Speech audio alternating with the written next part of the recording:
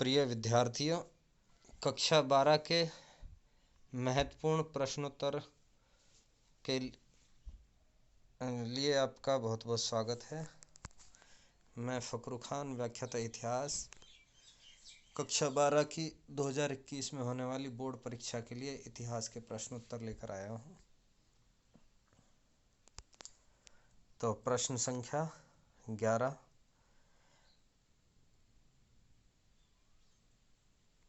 राजतरंगिणी का सामान्य परिचय बताओ। इसका उत्तर है कल्हण द्वारा रचित कश्मीर के राजाओं का इतिहास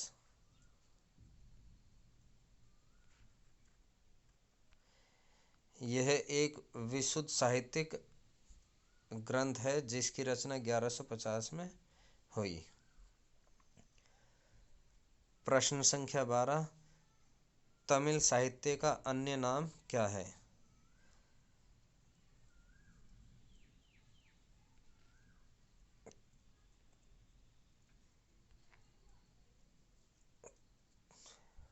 हाँ तो बच्चों,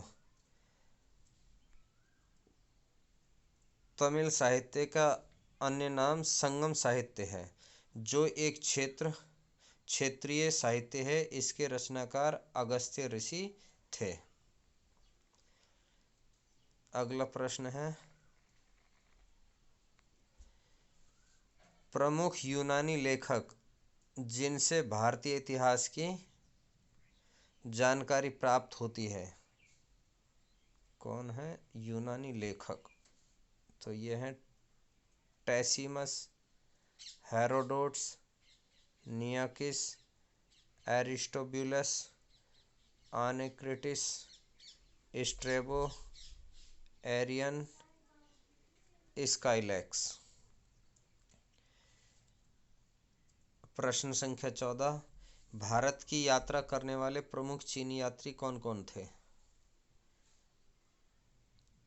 चीनी यात्री तो भारत में चीन से कई यात्री आए जो यहाँ पर कुछ बौद्ध धर्म के बारे में जानकारी इकट्ठा करने के लिए आए थे। कुछ बौद्ध ग्रंथों की जानकारी लेने आए। इनमें से हैन स्वांग ने तो नालंदा विश्वविद्यालय में अध्ययन भी किया था।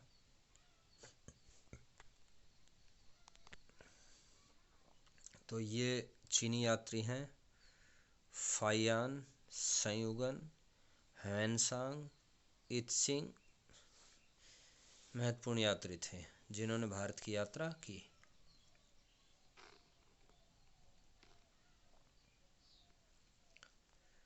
प्रश्न संख्या 15, किस शासक के काल में प्रमुख चीनी यात्री फाइयान भारत आया? उत्तर है चीनी यात्री फाइयान सम्राट चंद्रगुप्त द्वितीय, जिसे विक्रमादित्य भी कहा जाता है, के काल में 399 से 414 ईस्वी में भारत आया। तो ये 399 से 414 ईस्वी तक भारत में रहा था। प्रश्न संख्या 16, तारीख ए हिंद नामक रचना किस साहित्य से संबंधित है? अरबी साहित्य से संबंधित अल बेरूनी द्वारा रचित है। प्रश्न संख्या 17,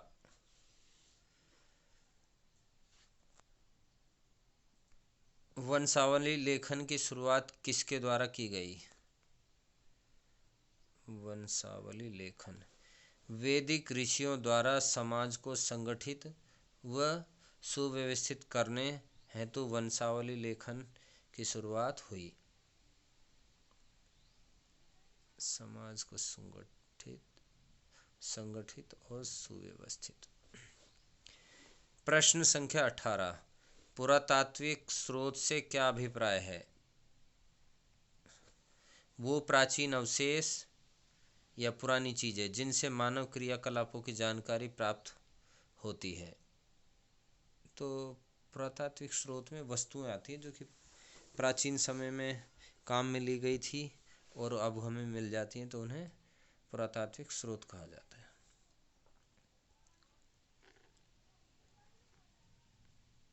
अब है प्रश्न संख्या 19। भारत की प्रमुख मृदभांड संस्कृतियाँ कौन कौन सी हैं? तो ये मृदभांड मतलब मिट्टी से के बर्तन, इससे संबंधित। गेरुए रंगयुक्त, काले व लाल, चित्रित स्लेटी और उत्तरी काली चमकीली। प्रश्न संख्या 20। ऐतिहासिक स्रोतों के रूप में अभिलेख क्यों प्रमुख हैं? उत्तर है तिथि युक्त व समसामयिक होने के कारण।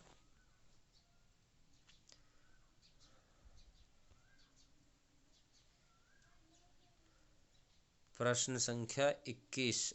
मूर्ति लेख किसे कहते हैं? शब्द से ही पता चल रहा है, मूर्ति लेख, मूर्ति पर लिखा गया लेख। शासकों द्वारा निर्मित कई मूर्तियों के सिर अथवा मध्य भाग पर तिथि अंकित करवाई जाती है, ये लेख मूर्ति लेख कहलाते हैं। प्रश्न संख्या 22। प्राचीन भारतीय इतिहास की जानकारी प्राप्त करने में सिक्कों तथा मुद्राओं की क्या भूमिका है? उत्तर सिक्कों और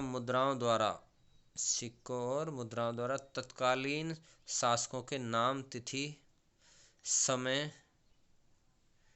वंश परंपरा तथा रुचि व आर्थिक सामाजिक जानकारियाँ पता चलती हैं। तो जो भी राजा थे, जब सिक्के ढलवाते थे तो अपना नाम लिखवाते थे, जो उन्हें पसंद होता था वो लिखवा देते थे। जैसे गुप्त काल में वैष्णव धर्म को माना जाता था, तो गरुड़ का चित्र अंकित करवा दिया गया। तो इस तरह से उनकी धार्मिक जो परंपराओं के बारे में या उनकी रुचि क्या थी, इन सभी चीज़ों के बारे में पता चलता है।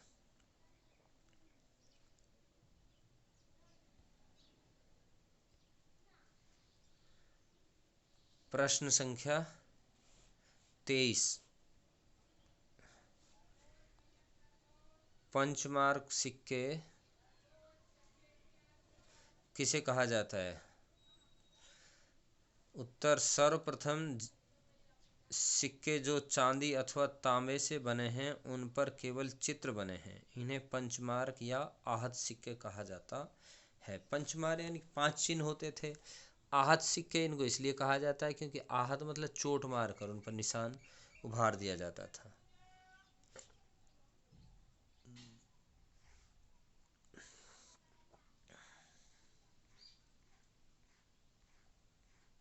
ये सभी प्रश्न बहुत महत्वपूर्ण हैं, आपको एग्ज़ाम में इनका फ़ायदा ज़रूर मिलेगा। आप इनको कई बार रिवाइज करें।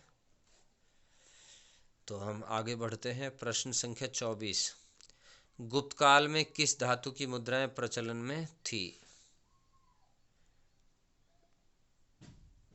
स्वर्ण व रजत दोनों प्रकार की मुद्राएं प्रचलन में थी। स्वर्ण मतलब सोना और रजत मतलब चांदी।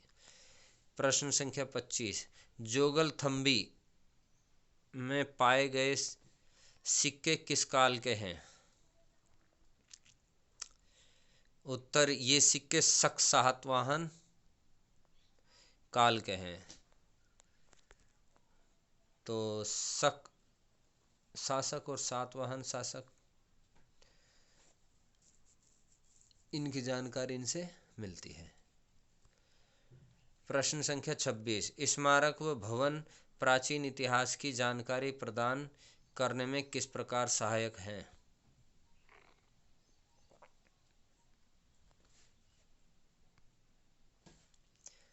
उत्तर वो सभी भवनों के अवशेष जो भूगर्भ यानी जमीन के अंदर में अथवा भूमि के ऊपर प्राप्त हुए हैं, जिनमें स्तूप, चैत्य, विहार, मंदिर या राजप्रासाद, प्रासाद मतलब महल, दुर्ग व भवन जिनसे निर्माता व तिथियों का पता चलता है। तो इसमें जो निर्माण करने वाले होते थे उनका नाम, उनके बारे में जानकारी मिलती है, और तिथि मतलब तारीख लिखी हुई होती है।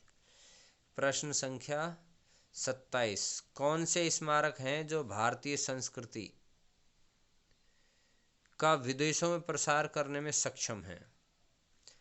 तो इसका उत्तर है कंबोडिया में अंकोर वाट के मंदिर, जावा में बोरोबुद्दुर स्तूप, चीन की दीवार पर लिखा वाक्य आदि।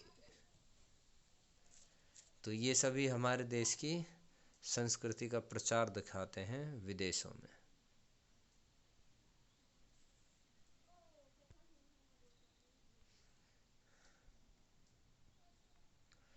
प्रश्न संख्या 28, भारत में प्रमुख शैल चित्र कहाँ पाए गए हैं? शैल चित्र, उत्तर है दक्षिण पूर्वी राजस्थान, उत्तरी राजस्थान शेखावटी क्षेत्र तथा मध्य प्रदेश में भीमबेटका व पचमढ़ी। भीमबेटका के तो बहुत प्रसिद्ध है। प्रश्न संख्या 29, सिंधु सभ्यता को हड़प्पा क्यों कहा जाता है? तो आप जानते हो सिंधु सभ्यता बहुत फेमस है और इसको हड़प्पा सभ्यता भी कहा जाता है। तो उसका कारण क्या है? उत्तर, सबसे पहले हड़प्पा नामक स्थान की खोज सबसे पहले होने के कारण हड़प्पा सभ्यता कहा जाता है। देखो, कोई भी नई चीज खोजी जाती है, या तो खोजने वाला होता है उसके नाम पर उसका नाम रख दिया जाता है, या फिर जो पहला स्थान खोजा जाता है उसके नाम पर उस सभ्यता का नाम रखा जाता है। और अन्य खोजें भी जो होती हैं विज्ञान में, उनमें भी इसी तरह से, या तो जिस स्थान पर कोई नई प्रजाति मिलती है उसके ऊपर उसका नाम रखा जाता है, या फिर खोजने वाले का नाम उसमें ऐड कर दिया जाता है।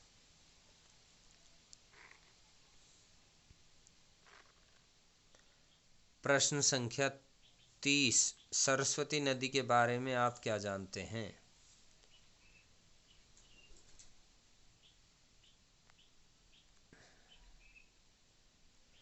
इस नदी का उद्गम शिवालिक की पहाड़ियों से माना जाता है। ये हरियाणा व राजस्थान से होती हुई कच्छ के रण में गिरती थी। वर्तमान में इसका अस्तित्व नहीं है। तो ये प्राचीन समय में बहा करती थी सरस्वती नाम की नदी, जो शिवालिक की पहाड़ियों से निकलती थी, हरियाणा राजस्थान में बहते हुए गुजरात में कच्छ का रण है उसमें मिल जाती थी, यानी समुद्र में चली जाती थी। इससे आगे अगला प्रश्न है प्रश्न संख्या 31, आप कैसे कह सकते हैं कि लोथल का बंदरगाह काफी बड़ा था?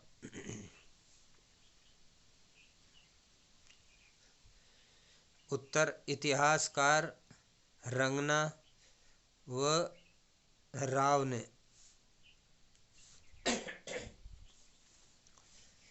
लिखा है कि लोथल बंदरगाह रोम व फिनिशिया की गोदी से भी बड़ा, प्राचीन व विकसित था तथा वर्तमान विशाखापट्टनम से बड़ा है। प्रश्न संख्या 32,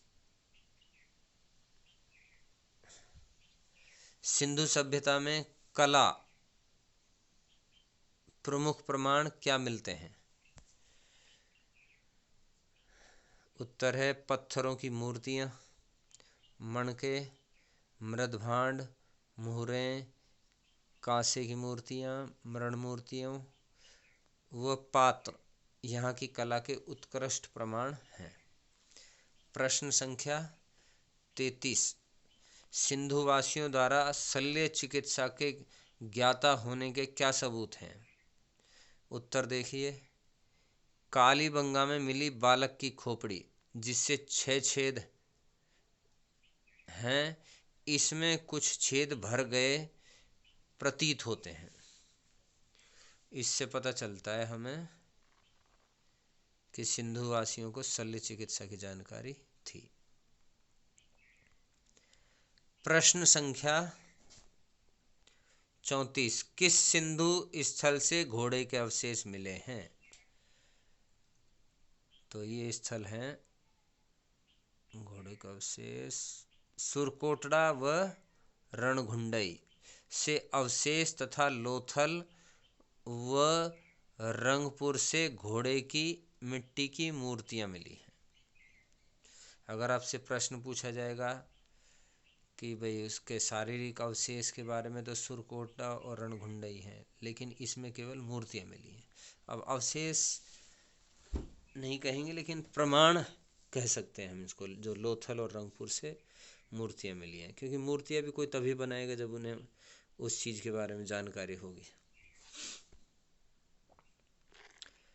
प्रश्न संख्या 35 जो कि अंतिम है,